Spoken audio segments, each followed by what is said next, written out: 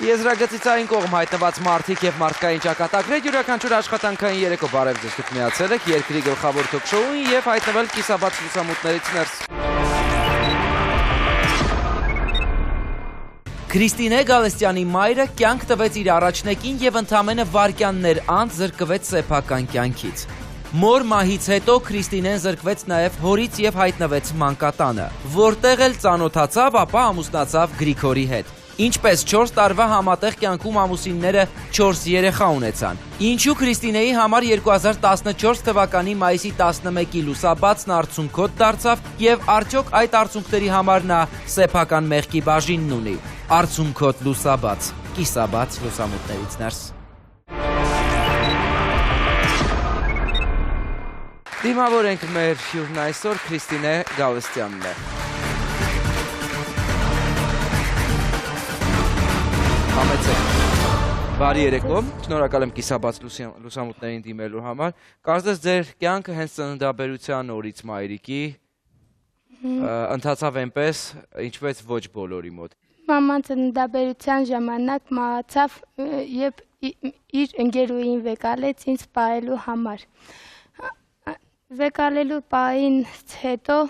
իմ մաման որդեգրեց ինձ։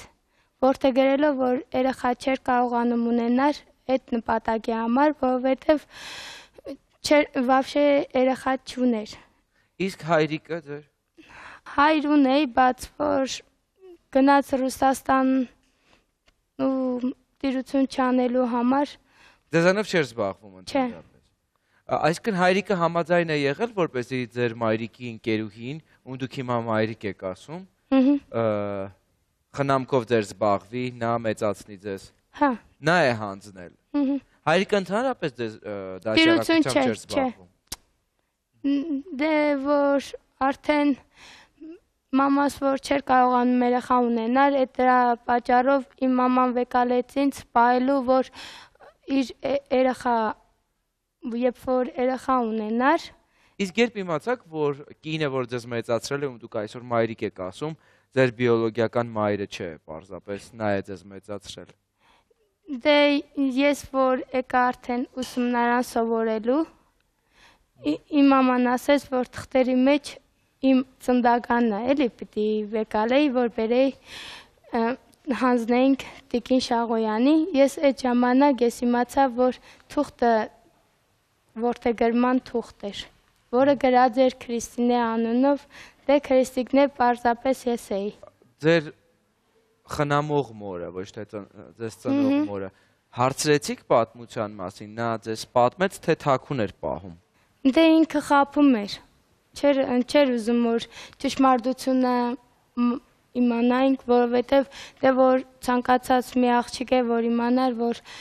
ինքը որդեգրվող աղջիկ է, վեճաբանության Իսկ երբ վերջնական օրինակ, չգիտեմ, զրույց եղավ ձեր խնամող մոր հետ այն մասին, որ այո, քո բիոլոգիական մայրը ուրիշ է եղել, երբ Դե թղթի մեջ արդեն ինչ-որ պետներ գրած։ Այսինքն առանց խոսք է եղել, ինչ կարդացել եք, այլևս հարց չեք տվել։ Չէ, արդեն տնից փախներ գալ, գնալ, այդ ա եղել, որպես ես գցեցի բռնեցի, որ ես իրականին սխալ եմ եղել, որ տնից գնում եմ, դե հիմնականին, դե ես որ 3 տարեկան պուճուր եմ եղել, որ մանկատուն եմ հայտնվել, Քյավառի մանկատանը, դե պայմաններս չի հերիք է։ Այ ինչի հայտնվեցիր դու մանկատանը։ Դե մենք որ ապրում էինք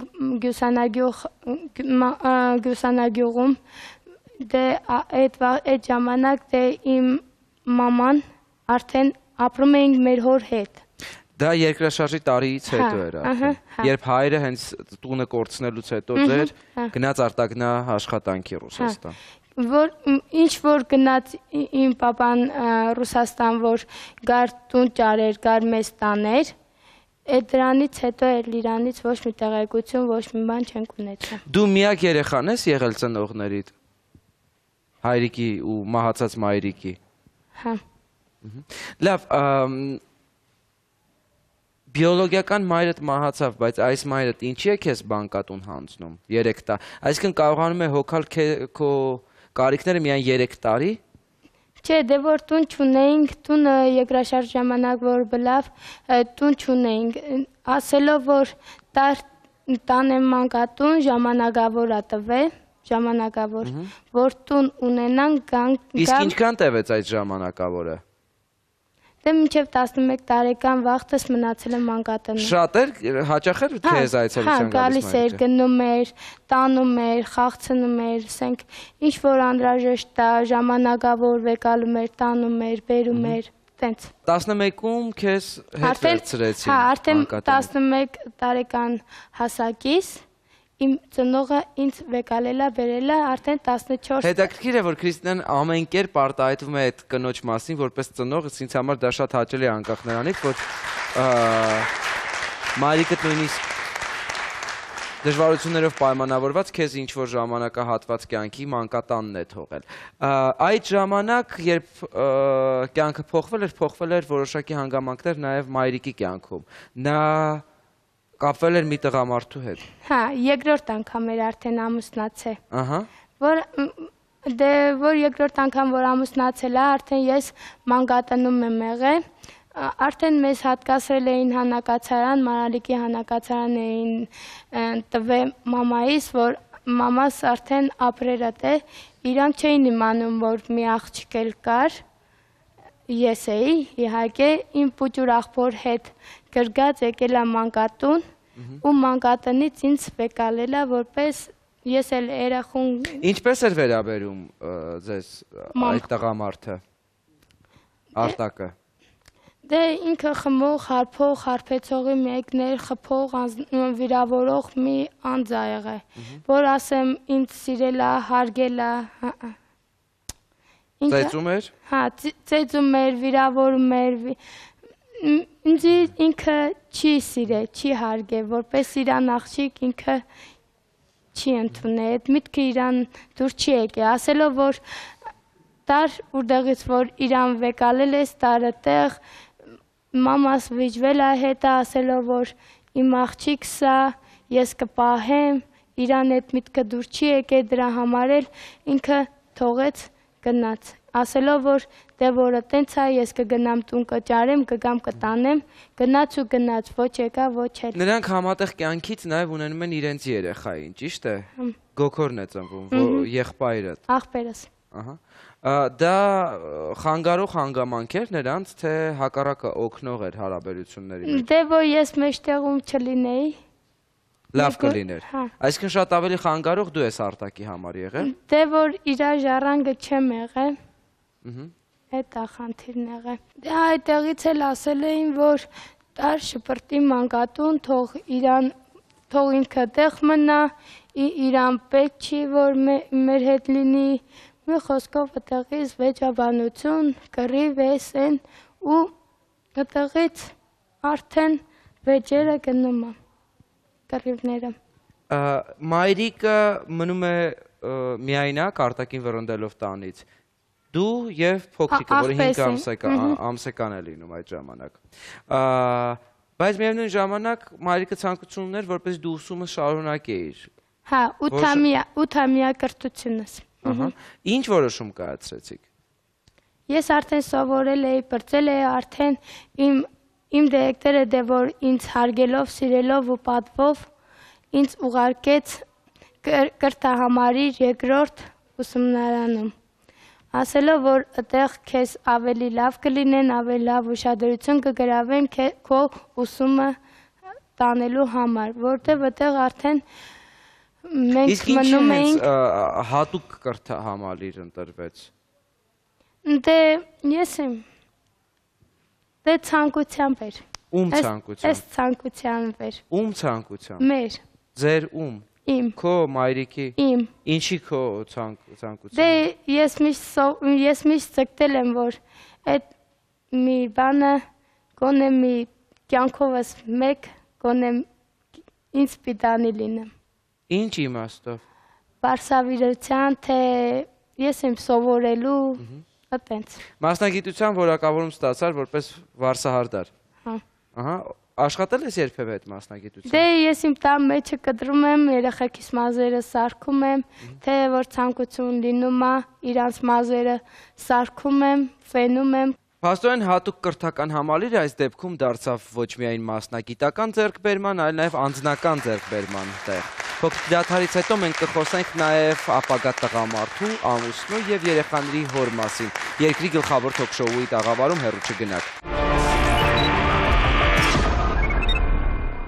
Արդյունքոտ լուսաբաց, կիսաբաց լուսամուտներից ներս բարև ձեզ, եթե նոր եք միացել երկրի գլխավոր թոք-շոուի ընթացքին, վերադառնալով հիշեցնում ենք ձեզ կիսաբաց լուսամուտներ բարեգործական հիմնադրամի մասին։ Մենք այն ստեղծել ենք, որպեսզի միասին պայքարենք այն ընտանիքների համար, ովքեր դժվար կացության մեջ են եւ ձեր օգնության կարիք ունեն։ Կատարեք անվանական դրամական փոխանցումներ այն հաշիվներին, որոնք տեսնում եք ձեր էկրանի ներքևի հատվածում, կամ էլ զանգահարեք թեժգիծ +374 60 50 33 17, մենք սպասում ենք ձեր արձագանքներին։ Քրիստինե, մասնագիտական որակավորումներ ստանալը, երազանքի կատարածվելը ուղղորդվեց նաև կյանքի կեսին, ոնց որ պարզվեց հետագայում հանդիպելով։ Դե իհարկե։ Չէ, ես էլ ինստիտուտում սովորեցի, ուսումնական հաստատություն ավարտեցի, բայց չէի մտածում, որ կյանքի կես կգտնեմ այնտեղ։ Ոնց չմտածեցի, այդպես էլ չեղավ։ Արի հասկանանք, ինչպես տեղի ունեցավ ձեր մտերմությունը։ Դե մի տարի մենք իրար հետ ընկերություն արինք, 3 տարվա մեջ էլ ամուսնացանք։ Գրիգորը առաջինը ձեր ուշադրությանը արժանացավ, թե դուք նրա ուշադրության կենտրոնում հայտնվեցիք։ Դե Գրիգորը։ Գրիգորը ուշադրության։ Դե որ Գրիգորին միշտ մերժում էի, վիրավորում էի, իհարկե ինքը նստում լացում էր, իհարկե արդեն այդ։ Քանի տարեկան էիք, երբ հանդիպեցիք Գրիգորին։ 23 տարեկանում։ Ահա, փաստորեն 23 տարեկանում, երբ որ մերժում էիք Գրիգորին, նստում լաց էր լինում։ Այո։ Էդի չէիք ասում, որ լացացնում էիք խեղճ տղային։ Դե չէի ուզում, որ հետը շփում ունենայի։ Ինչ էր ուզում բայց ձեզանից։ Հա։ Ինչ էր ուզում ձեզանից։ Դե ամուսնանայինք իրար հետ։ Տենց ոչ տանում, ոչ բերմեր, միանգամից ամուսնանալ։ Դե ինքը ուզում էր, որ շուտ ամուսնանայինք, ինքը շուտ իր տունը ունենար, ինքը իր երեխեք ունենար, ինքը ուզում էր, որ այդ ուսումնարանից շուտ ելնեինք։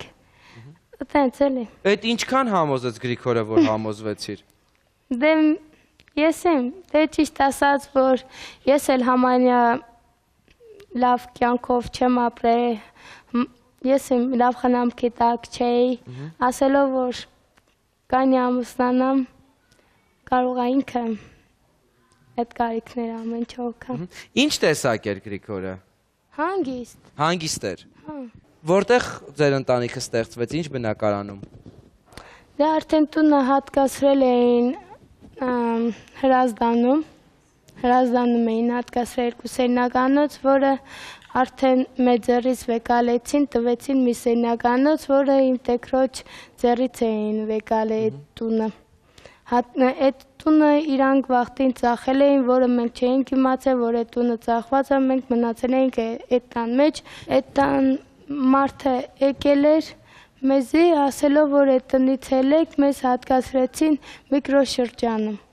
մի սենյականոց։ Երբ ծնվեց ձեր առաջին զավակը։ 2009-ին։ Ձեր 4 տարի համատեղ 4 տարիների ընթացքում դուք ամեն տարի երեխա եք ունեցել։ Հա։ Պլանավորել եք, թե ուղղակի ստացվում է։ Չէ, ստացվում էր։ Սենք չէին կարողանում որ բան անել։ Սենք ինչքան որ մնացել եմ, ես այդքանը հանել չեմ հանել, բերել եմ։ Ինչու, երբ որ դուք կարծես լավ պայմաններում չեք ապրել, չէ՞, մի երեխային այդքան հնարավորություն չէիք ունենում, որպեսզի արժանապատիվ մանկությունն ապահովեիք։ Ինչու եք մտադրված մյուս երեխաներին էլ լույս աշխարհ Դե որ արդեն որ մնացել էի, չէի ուզենում հանեի։ Ասելով, որ երեխա է, մեկը մյուսին կսիրեն, կհարգեն, կարողանամ լավից վատից կպահեմ։ Քանի երեխա ունեք։ 4։ Աստված պահի։ 4 երեխաներից ցավոք սրտի մի Մեկը քանի ամիս առաջ մահացավ մեկը։ Ինչ պայմաններում է երեխան մահացել։ Դելը մեզ հայտնի չի ինչ պայմաններում է մահացել, բայց կողքը պարկած եմ եղել, այդ երեխան մահացել է։ Ես առաջարկում եմ այդ օրը քեզ հետ միասին տանը ներկա ընկերուհուդ հրավիրել տաղավար, ով կպատմի պատմության մանրամասները, տիկին Սահականուշ Կարապետյանն է գալիս դիմավորել։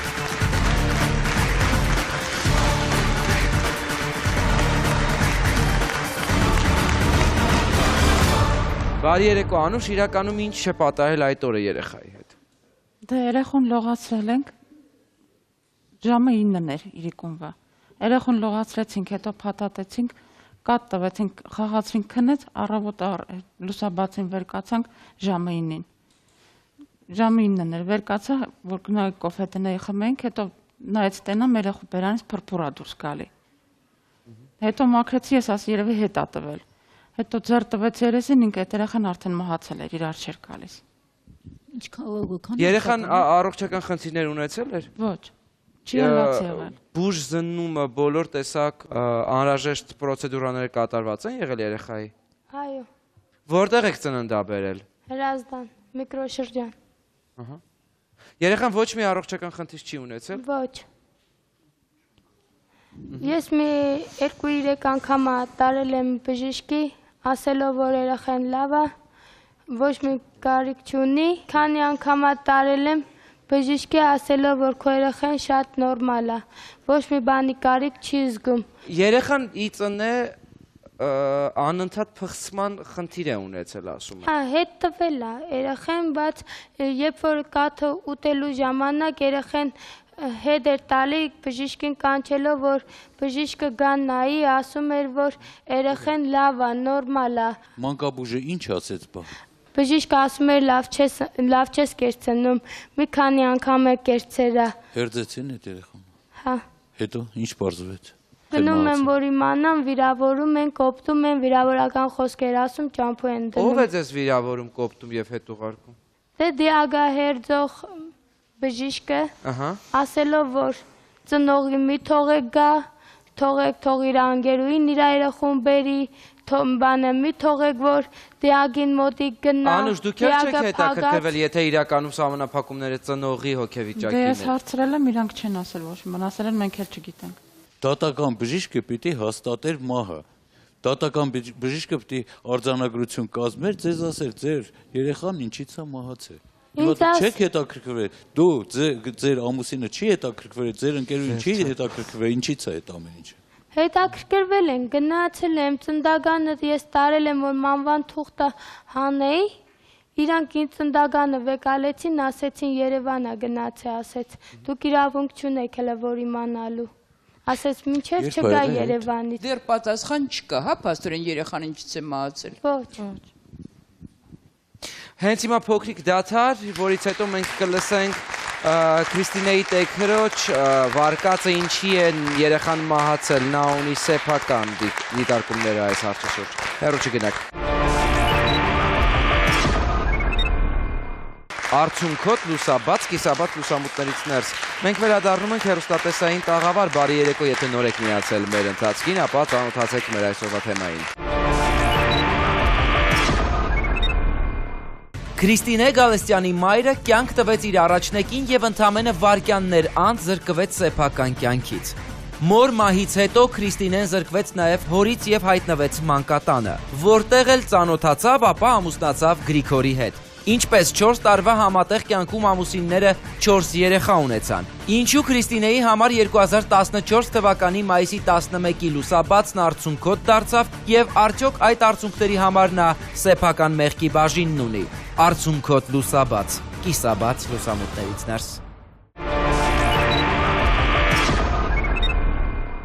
Ես առաջարկում եմ հիմա լսել ձեր տեքրոջը, ով ունի իր վարկածը, թե ինչու է մահացել ձեր երեխան։ Առավոտը մորգը ասում եմ, որ ճամտը երեխան քթի վրա է անգել։ Իրան հարցրել եմ, ինքը զարմացած նայում էր ինձ ու ասում էր, պես բաներ չէ, հա, մորգը սուտ ասում։ Ասմատ է կաթը տվել եմ առավոտյան, քնցրել եմ, առավոտը քները չի զարմը։ Ձեր տեքրը վարկած է առաջ քաշում, որ երեխան քթի վրա հարված է ունեցել։ Գցել եք երեխային, ընկել է։ Չէ, Դες բան չի պատահել։ Ահա։ Որտեղից իրեն այդ տեղեկությունը, որ իբր դիահերձան նման ինֆորմացիա են տվել, ինչը դուք ինչպես արդեն հասկացանք, ժխտում եք, հիմա էլ նույնն եք անում։ Չէ, ինքը իմ կողքն է պարկած եղել։ Քցել, մցել չի եղել, ինքն էլ իմ տան մեջ է պարկած եղել, ոնց է հնարավոր, որ երեխուն ես քցեմ։ Մենք զրուցեցինք նաև ձեր մյուս տեքրոջ ընտանիքի հետ, իսկ ավելի կոնկրետ տեքրոջ կինը Ազգանուշը պատասխանեց մեր հարցերին, լսենք նաև նրան։ Ես իմ տեքրոջ կնգանից հարցրել եմ, ինքը ինձ ասեց, որ ինքն էլ չի իմացել, ինչից է մահացել երեխան։ Դե հիմա հիմնականում ասենք, ես տենց եմ մնդացում, որ սաթից կլինի, բայց ես չեմ կարա, ես հաստատ ասեմ, թե ինչից է։ Եթե իր ասելով կաթը տվելա, խնդրել է, ես մտածում եմ կարող կողքի վրա չի դրել երեխուն, որ տենց ներկամս խեղդվել է։ Կաթը հին է եղել, ես իրան ասի ժամկետը նայել ես, ասես չէ։ Ասում էր ես եմ մեղավոր, որ ժամկետը չեմ նայել։ Դե այդ պայն անուշադիր է եղել, դե երեխան ոնց է մահացել, էդի արդեն չգիտեմ։ Ինչպես կմեկնաբանեք Ազգանուշի խոսքերը։ Իրականում ձեր միջև այդպիսի զրույց եղել է կաթի, փոշու, ժամկետի երեխայքերը։ Հա, ես իրան ասել էի, ինքը ինձ զանգեց, ասեց, ոնց պատահա, որ քո երեխան մահացավ, ինչ էիր տալի, ես ասեցի, որ բանը Սագանուշ ասեցի, մի քիչ էր մնացել, որ պիտի սարքեի, ու բանը իմ ընկերուհին ասեց, կերնենք, կուզես կոֆե հելենք, սարքենք, խմենք, ասեցի, հա, իհարկե ասեցի, բան ասեց, ասի բամի բարի մարդ չլիներ, ասեցի հելներ կոֆե դներ, հոմոր արեցի, մեկ էլ ինքը հելնելուց հետո, հելավ նայեց երեխին, ասեց քիսո ասեց, քո երեխի բելնից փրփուռ է հավաքվել, ասի հնարավոր չի ասեցի կարող է կաթը կերել է, հետ է տվի ասեցի, բերանը սրբի, ես այդ ամ կաթը բերեմ դնեմ վրեն, այդպես բան չի եղել։ Իսկ ինչ ռեակցիա տվեց, Անուշ, ինչ ռեակցիա տվեց, որ իմացաք երեխան մահացել է։ Դե ես որ ես մաքրեցի ձեռ տվեցի, ոնց որ ես չհավատա իմ աշկին, որ մահացել է։ Որ Քրիստինան իմացավ, ինչ ռեակցիա տվեց ինքը։ Ինքն էլ չէր հավատում, չէինք պատկերացնում, որ տենց։ Հա, չէր հավատում, բայց դե ես արդեն երեխու,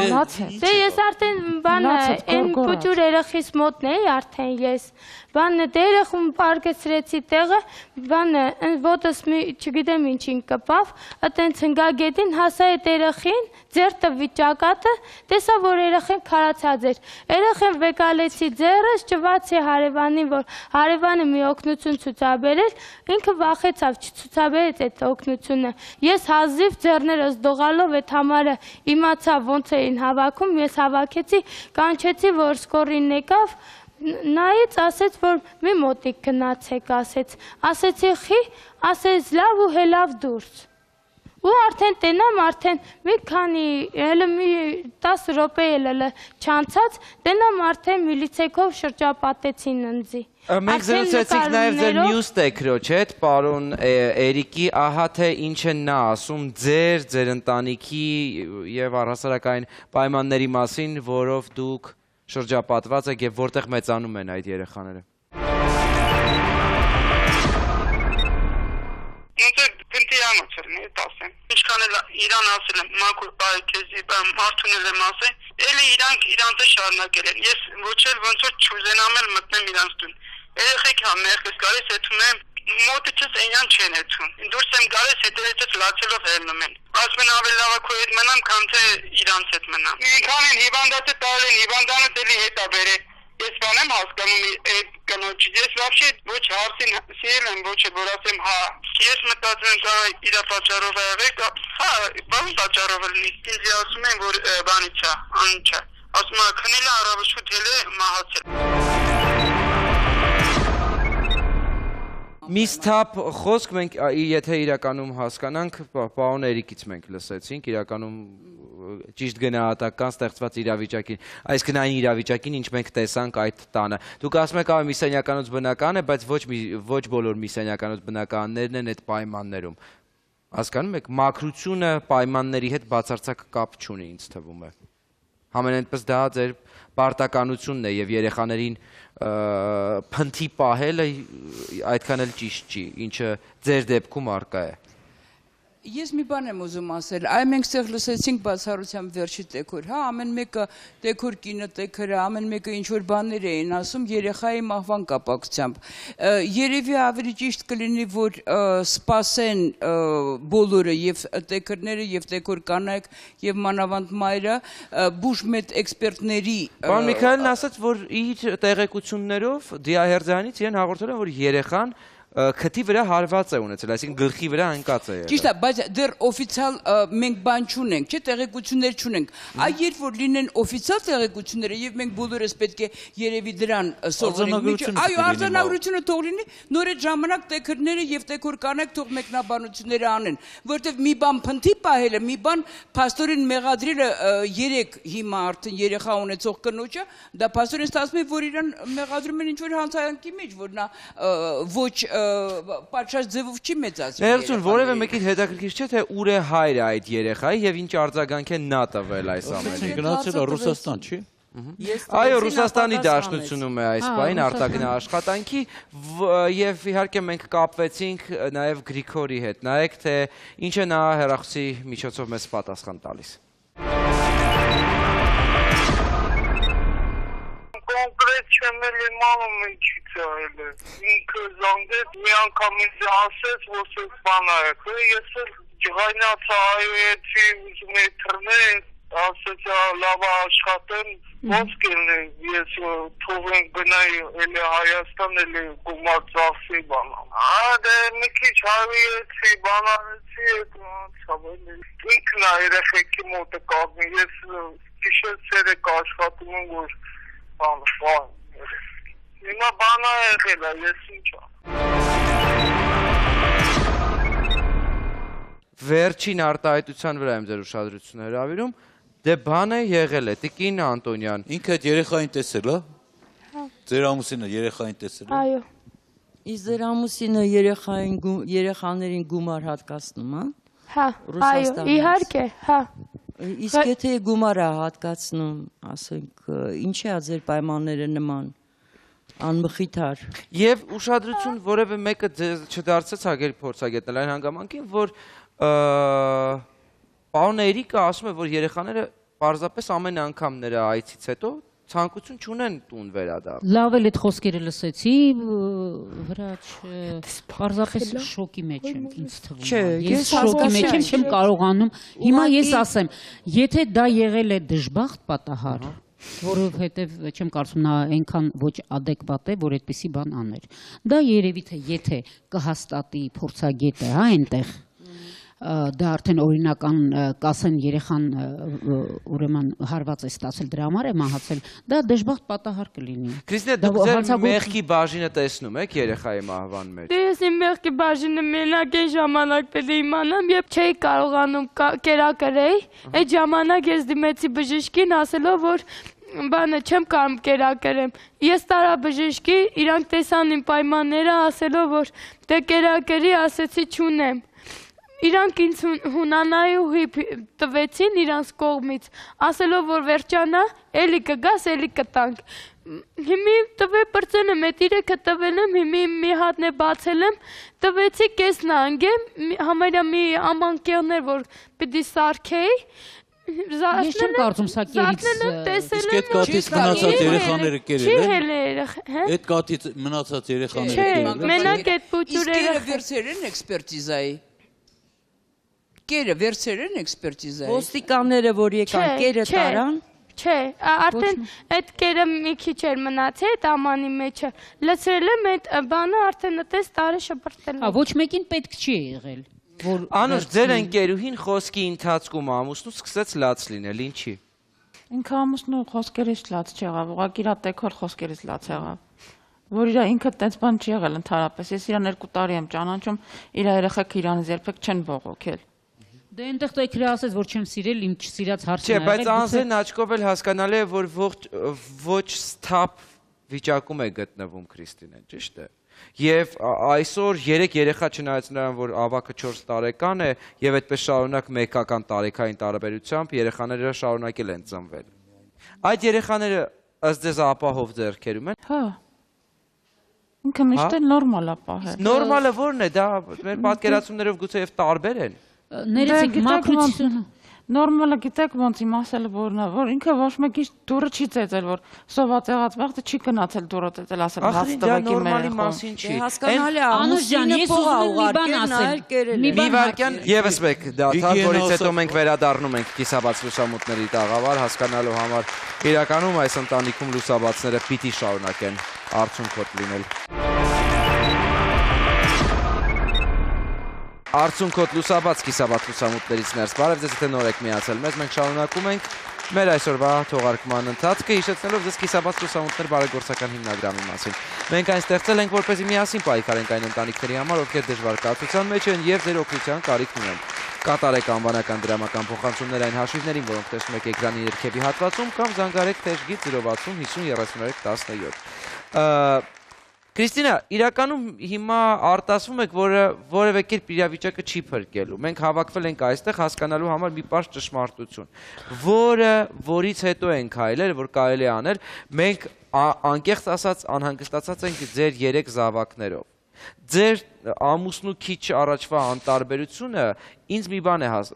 եւս մեկ անգամ համոզվելու տեղիք տալիս, որ միայն ֆինանսների առկայությամբ չէ, որ երեխաները մեծանում են։ Եվ միայն սնունդով չի, որ երեխաները պիտի ապահովված լինեն ծնողների կողմից։ Թե ես սխալվում եմ, Տիկին Անտոնյան։ Ոչ, իհարկե։ Դուք չեք սխալվում։ Հրաժան, ինչպես միշտ։ Ես ուղղակի ուզում եի հարց տալ։ Դուք սկի դիմել եք, ասենք, դե 3 երեխա ունեք։ Ամուսինը օրինական, հա։ Հա։ Զաքսով։ Հայո։ Դրա համար է սոցիալ, ասենք, ծառայությունները ձեզ չեն այցելել։ Հա։ Իսկ ուրիշ ոչ մեկին չեք դիմել, բացի այդ կերտվողից։ Չէ, դե մենակ ես իրանց էի ճանաչում, չէր ես մանկաբույժ,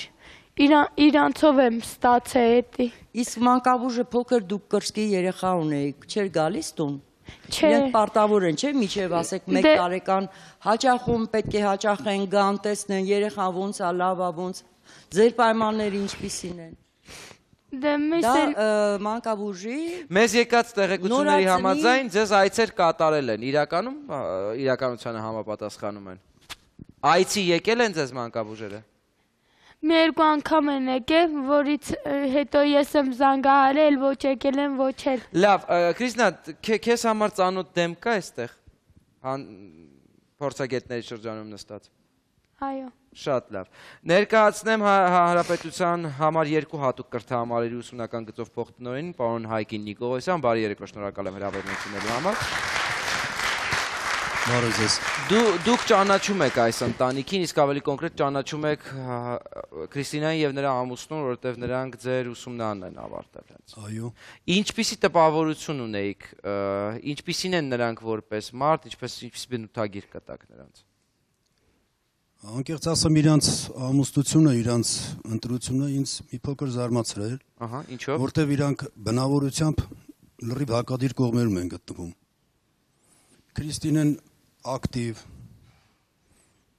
շարժունակ, իր շարժուձևը մեծ շատ կտրուկ։ Ասեմ, Քրիստինեն կարող է շրջապատի վրա, որ իր ընկերուհիների առումով ինքը ազդեցիկ լիներ, կարողանալ, ինքը կարող ուժեր։ Իսկ ասեն Գրիշա, որտեղ Գրիգոր եք ասում, շատ հանգիստ, բնավորությամբ, ասեմ ալարկոտ։ Նրանցից 2-ից ով է ավելի պատասխանատվությամբ անձնավորություն։ Թե 2-ի դեպքում էլ ավելի շատ Քրիստինային կասեի։ Երբ որ շփում ունենակ կասեմ, էլի։ Քանի որ ինքը անգամ իր անձի նկատմամբ էլ բավականին անփույթ է եղել։ Նա անդադ դիտողություն անել, թե մի հատ սաներվի, իդ ինչա վիճակը, շորերը, հագուստը։ Իսկ Գրիգորը, ինչպես դուք եք ասում, Գրիշան բոլոր հարցերում է նման կերպ անտարբեր ամեն ինչի հանդեպ։ Համարյա ամբողջությամբ, եթե ուղղություն կար անելու կամ ուղղելու, Քրիստիկը պետք է ուղղեր Գրիգորին։ Այսինքն բացարձակ պիտի չզարմանանք այն պահվածքից, ինչը մենք լսեցինք հեռախոսի միջոցով, դե բանը եղել է արտահայտություն։ Մոտավորապես։ Բայց որ իրար սիրել են, ես ասեմ նաև ավելի շատ իր մայրը շատ շահագրգիռ կողմ էր, Երևի այնտեղ կար եւ ընտանիք կազմելու տուն իրանք ծանր պայմաններում ապրելուց ելնելով։ Մայրը Քրիստինեի մայրը։ Գրիգորը ինքն է գնացել, խոպան թե Քրիստինան է ուղարկել։ Ես հիմա չեմ կարող ասել, ասենք հիմա հարց, լավ Գրիգորը որ աշխատել է, որքան նյութականով կամ կարողացել է ապահովել այդ ընտանիքին։ Այս հարցը չի բարձրացնում։ Ես չեմ կարծում, որ ինքը ուղարկում է որքան։ Այնքան որքան հարկավոր է, թե կրկին պակաս է։ Ես այստեղ կուզեի ասել, բավարարում է, որ ուղարկում է, իրան լիարժեք բավարարի։ Քրիստիկը ամեն դեպքում կանգնած է Գրիգորի կողքը։ Գրիշային կպահպանի պահի, չգիտեմ ինչ ձևի, բայց ինքը վիճակի է ընտանիք պահելու։ Քրիստինա, ձեզ ենք հարցնում։ Իհարկե։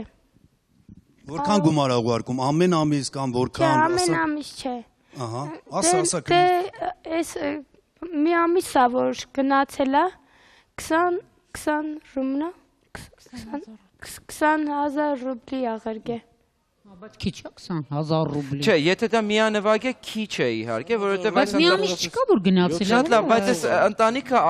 ապրում է միայն բարեգործական ճաշարանի 20,000 ռուսական ռուբլի եւ հարևանների բարեգործության։ Իսկ կներեք որ հաշվում եմ, միա 20,000 ռուբլին ինձ ասեք որքան դրամ է։ Մոտավորապես 250,000։ Բա 250,000-ը դեռ մեկ ամիս չկա։ 2000-3000-ը։ Դա քիչ գումար չի։ Հրա ջան, դա բավականին լավ գումար է։ Եթե այո, երեխայի թարման արարողությունը կազմակերպելու առիթով է ուղարկված գումարը, հիմա ինձ համար էական չի հաշվել այս ընտանիքի իրականում։ Մենք չենք հաշվում, ես պարզապես ուզում եմ ասեմ, որ դա քիչ գումար չի։ Կինը կարողանա դրանով տնտեսել եւ այլն եւ այլն։ Տիկին Անտոնյան, դուք հարց էիք բարձրացնում ամուսնու այստեղ լինելու վերաբերյալ եւ աշխատանքի։ Այնց հետաքրքիր է, մինչեւ գնալը Ռուսաստան, նա աշխատել է այստեղ։ Այո, աշխատել է։ Ինչ էր աշխատում։ Բանվորություն։ Ինչքան գումար էր կներեք իհարկե։ Դե 2000-3000 նայած 5000 օրից է կախված, թե նայած ինքը ինչ գործ կանի հիմա։ Հա, то есть աշխատասեր տղա է։ Հա, աշխատում։ Իսկ այդ գումարը ասենք, որ հիմա ինքը ձեզ այն վաղտել երբ որ ստեղ ա եղել, քիչ գումար չի եղել, երբ որ ինքը հիմա ստեղ չի եւ ձեզ ուղարկում է։ Միթե չի կարելի առնել պարագաներ եւ մաքրել։ Կարգի բերել է ձեր մեկ սենյականոց բնակարանը։ Չէ՞ որ այդտեղ փոքր երեխաներ են, ովքեր եւ գետնին կարող են նստեն, եւ կարող է գետնից ինչ-որ մի բան վերցնեն, բերանը դնեն, կամ գետից վերցնեն անհասկացող երեխաներ են 2-3 տարեկան տանեն դնեն, այն նորացնի բերանը ինչ-որ։ Տիկին Անտոնյան, լավ, եթե ծնողը չի գիտակցում, այնուամենայնիվ մենք պետական մարմիններ ունենք, որոնք մեր հայկային վճարումներից ծնվում են, ճիշտ է։ Մարզային հոգեբարձության խորհրդի անդամներն ուր են նայում այս ընտանիքներից։ Ուրեմն քանի որ տիկինը ունի օրինական ամուսին, երեխաներ ունեն ճանաչվել են, ունեն հայր, ասենք ոչ մեկ չի դիմել, ինքը չի դիմել հոգաբարձու խորհուրդ, то есть չի բերել իր խնդրումը։ Այսինքն մինչև չկա պետական դուռը թակելու գաղափարը, որևէ մեկը չի հետաքրքրել, թե երեխաները ինչ պայմաններում են այնտեղ ապրում։ Չէ, միայն բժիշկը, որը պարտավոր էր, այդ նորացնի բժիշկը, որը պարտավոր էր գնալ, գալ, ստուգել երեխային եւ ինքը տեսնելով այդ ոչ լավ պայմանները, այդ կեղտը ոնց որ ասում են, հա, որ ոչ բարենպաստ պայմաններում են գտնում երեխաները։ Բայց նույն այդ պայմաններում երեխաները մեծացել են, որոնցից առավելագույնը 4 տարեկան է։ Պետք է հայտներ հոգաբարձու մարմիններին, որ կան 3-4 երեխա մի բնակարանում, որտեղ պայմանները բարելավված չի, որ իրենք կարողանային գային, թե չէ իրենց ոչ մեկ չի դիմել։ Ես առաջարկում եմ հենց հիմա երեխաներին այստեղ հրավիրել, Նարեկին, Նունեին եւ Կարինեին։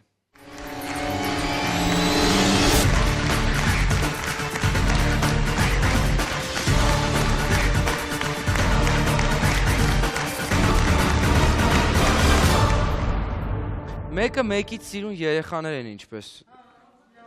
զարմանալի, ամեն մեկը իր երովի գեղեցկություն, Գեղեցկություն ունի։ Այս երեխաների ապագայով է անհանգստացած կիսաբաց լուսամուտները։ Բոլոր մայրերը, եթե դուք խոսեք մայրերի հետ, կտեսնեք մայրերը իրենց աշխատանքը արել են հիմնականում այն ժամանակ, երբ երեխաները քնած են եղել։ Երեխաների քնի հաշվին եմ ես կարողացել ամեն ինչ անել, հասկանում եք հրաչ, իհարկե երեխաները փոքր են, մյուսին հասնես մյուսին, բայց երեխաների քնած ժամանակ, երբ որ ես քնացնում էի երեխաներին երեկոյան, ես հիշում եմ այն ժամանակ լվացքի մեքենա, հա, այս հիմիկվա հարցները երանության մեջ են, մունատներն էլ վրան։ Այն ժամանակ ես մինչև ժամը 3-ը լվացք էի անում, որ առավոտյան երեխաներս հագուստ ունենային, մաքուր, կոկիկ եւ դուրս բակ իջնելու եւ դպրոց գնալու, հասկանում եք, ես իմ քնի հաշվին եւ երեխաների քնած ժամանակ առիթից օգտվելով իրանց այդ հանգիստ վիճակը, ես իմ ամբողջ գործերը արել եմ եւ ես վախենում էի, որ հաջորդ օրը ինչ որ մեկին արդարանայի ու ասեի, գիտեք, չեմ հասցնում 4-ն են։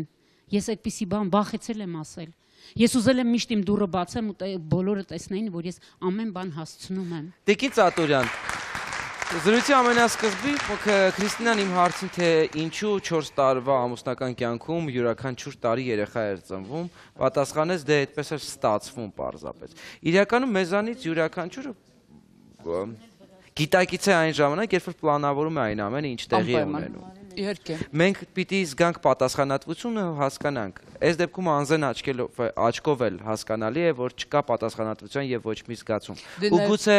պատճառահետևանքային կապով է այն, ինչ տեղի ունեցել երեխաներից թերևս վերջինի հետ։ Եվ նրա մահը դրանով է պայմանավորված։ Այո, իհարկե, նաև մենք պետք է չմոռանանք, որ երկուսն էլ իհարկե դա սրբազան իրավունքն է ցանկացած մարդու, որ նա ունենա երեխաներ, բայց մենք պետք է չմոռանանք նաև, որ նստած էստեղ տնօրենը, որտեղ են երեխաները փոխտնօրենը, որտեղ են երեխաները մեծացել, չէ՞, մենք նաև պետք է հաշվի առնենք այն հանգամանքը եւ դա էլ է այսօրի միջայլոց թեմա, որ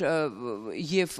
այս երեխաների հայրը եւ մայրը, այսինքն եւ Քրիստինան եւ իր ամուսինը, իրանք այդքան,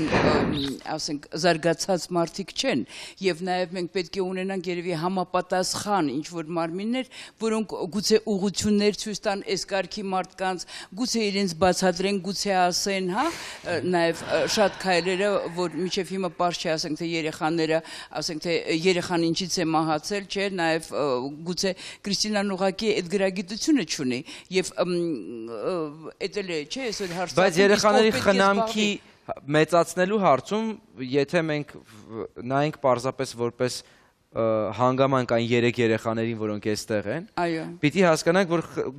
չունի գուցե, բայց ունի այն փորձը, որ 3 երեխաներն էլ այստեղ են, այսինքն այն հանգամանքը, որ ինքը անուշադիր է պարզապես եղել, որոշակի թերացում է թույլ տվել իրեն, այս դեպքում կարծում եմ երեխաներին տեսնելով բացառված է։ Չէ, այդ իհարկե ոնց որ քիչ առաջ ասեցի, դա իհարկե թող համապատասխան էքսպերտիզայի հետևանքով արդեն արձանագրված լինի, այստեղ ճիշտ ասած մի քիչ այլ հարց եմ ուզում առաջ քաշել, որ ասենք թե եթե մարդիկ այդքան լրիվ զարգացած չեն եւ իրանք ստեղծում են ընտանիքներ, ով պետք է շարունակի զբաղվի իրենց կրթությամբ եւ իրենց ինչ որ բաներ սովորացնելով, այստեղ այդ հարցն է ծագում։ Եվ կարելի ու չկարելի սահմանները նախանշել։ Այո։ Ես ես հետ միանշանակ համաձայն եմ Տիկին Ծատուրյան, խնդրեմ պարոն Զաքարյան։ Իմ կարծիքով Քրիստինան առաջին հերթին պետք է զբաղվի հիգիենայի պայմաններին։ Հիգիենան ապահովի երեխաների վաղը միսօրը հանկարծ նորից չկանգնի խնդրի առաջ, այսինքն թունավորում, Տիկին Կարինը ճիշտ ասեց, թունավորում չլինի հանկարծ մի այնտեղ էլեկտրականության հետ հանկարծ գործ չունենա, բաց լարեր են եւ այլն, հանկարծ երեխեքին մի փորձանք չկա եւ երեխեքի դաստիարակությամբ պետք է զբաղվի, բայց ես շատ կասկածում եմ, որ այսօրվա օրով ինքը կարող է եւ երեխաների դաստիարակությամբ այսպես զբաղվի։ Չեմ կարծում։ Եվ համապատասխան մարմինները թող զբաղվեն սոցիալական ծառայություններ կան, իրենք պետք է Խնդրեմ Տիկին Անտոնյան։ Ես կարող եմ առաջարկ անեմ, չնայած ուղղակի առաջարկ անեմ տիկնոջը, հա, կներեք ձեր անունը Քրիստինե ջան։ Ուրեմն Տիկին Քրիստինե, ես ձեր փոխարեն եթե լինեի, ես 2 երեխաներին, մեծերին, հա, ինչ որ մի կառույցում անպայման կդասավորեի, որպիսի դուք կարողանաք զբաղվել ձեր ընտանիքով, ձեր բնակարանով եւ նորմալ մեծացնեք այդ փոքրիկին։ Թե չէ, եթե տենց շարունակվի, այդ փոքրիկն էլ վտանգված կլինի, հասկանալի է։ Արդեն մեզ տեսան, մեզ լսեցին, լսեցին նաեւ մարզպետարանի ինձ թվում է խնամակալության մարմինները, իրենք էլ լսեցին, արդեն հաճախակի կգան եւ այլն, կասեն չի կարում երեխա պայի, ամուսինն էլ թողե փախե գնացել է, սուտ ասում, որ իրան $500 փող են ուղարկում, կարող են երեխային վերցնել մանկատուն եւ այլն։ Հիմա ես ձեզ ինչ եմ առաջարկում, ես կարող եմ ձեզ օգնեմ, որտեվ կան խնամքի կենտրոններ, որտեղ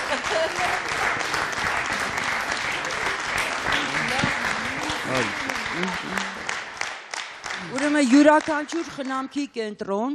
Տիկին Քրիստինե, երեխաներին վերցնում է 6 տարեկանից։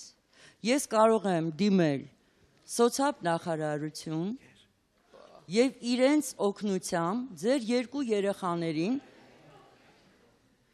մեծերին գնան խնամքի կենտրոն, այնտեղ շատ լավ է, դուք հաճախակի կգնաք կտեսնեք ձեր երեխային, ձեր խնամքին կմնա միայն այս փոքրիկը, որ դուք կարողանաք ձեր համար հեշտ լինի,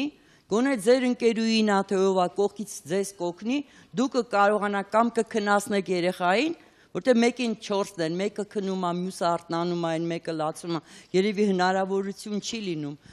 մաքրել ժամանակին ամեն ինչ անել, գոնե ձեր ձեռքի տակ կլինի այդ փոքրիկը, հա, դուք կարողանաք արդեն մի քիչ բարելավել ձեր բնակարանը, կարգի բերել, մաքրել, հաճախակի գնալ այդ երեխաներին տեսնել, գոնե այդ երեխաները ապահոված կլինեն, կուտեն ժամանակին կքնեն, այդ երեխաներով կզբաղվեն, իսկ դուք երբ որ արդեն կկարողանաք հնարավոր կլինի, կզգաք, որ կարող եք երեխաներին ետ վերցնել, այդ ժամանակ դիմում կգրեք եւ ձեզ երեխաների ետ կվերցնեք։ Դա մանկատուն չի։ Դա մանկատուն չի, բայց նորից եմ կրկնում, դուք ինքներդ դա չեք կարող անել, որովհետեւ խնամքի կենտրոն են տալիս միայն վերցնում միայն 6 տարեկանից։ Սա մանկատուն չի, որ դուք մի տարեկան երեխային կամ նորածնին տանեք հանձնեք, եւ այդ ձեր 2 երեխաներին սոցիալ նախարարության միջոցով կտեղավորենք խնամքի կենտրոն։ Շատ շնորհակալ կլինենք Տիկին Անտոնյան ձեր հետևողական աշխատանքի համար, այո, իհարկե Տիկին Ծապերյան։ Ուրեմն մենք ստեղ ունեցանք բացի ներկա հերոսներից նաև հեռախոսային հերոսներ, որոնք տեքրներն են եւ իրանց կանայք։ Եթե իրենք չեն ընդունում, որ տունը մաքուր չի, երեխաները լավ չեն, ասենք թե խնամվում, ինչ է իրանց խանգարում մի օր գնան եւ այս աղջկան, որը շատ ծանր մանկություն է ունեցել, ուղակի օգնեն այդ տունը մաքրել։ Իհարկե։ Փոխարենը քննադատեն անընդհատ։ Տիկին Ծատուրյան, Աննա, ես ձեզ էլ բոլոր իգական սեռի ներկայացուցիչներ, ինչ չէ, նաև տղամարդիկ կարող են միանալ նախաձեռնությանը, բնականը մաքրելու, թե դրանից հետո որքան մաքուր կպահի արդեն Քրիստինան, դա ցույց կտա ժամանակը։ Քրիստինա, այն որ ձեր ամուսնական զույգում դու շատ ավելի ուժեղ ես, պինդ ես եւ առաջնորդ ես որպես, դա վկայում են նաև այն հաստատության ղեկավարությունից, որտեղ որ դու ուսում ես առել։ Հուսով եմ, որ դու ավելի ուժ կգտնես այն երեխաներին, որոնք ուղղակիորեն ես չեմ կարող գովեստի խոսքեր ասել, որովհետև չգիտեմ, թե որքան պիտի դրանք լինեն, իրենցից ամեն մեկը որքան համով է, իրենց տեսնելով պարզապես դու պիտի ուժ հավաքես ու դեպի առաջ գնաս։ Մենք էլ եկեք ուժ հավաքենք, որպեսզի այս երեխաներին միասին օգնենք, եթե դուք էլ ունեք ցանկություն այս երեխաների վաղվա օրը էլ ավելի լուսավոր դարձնելու, ապա կապվեք մեզ հետ 060 50 33 17 ցտեսություն։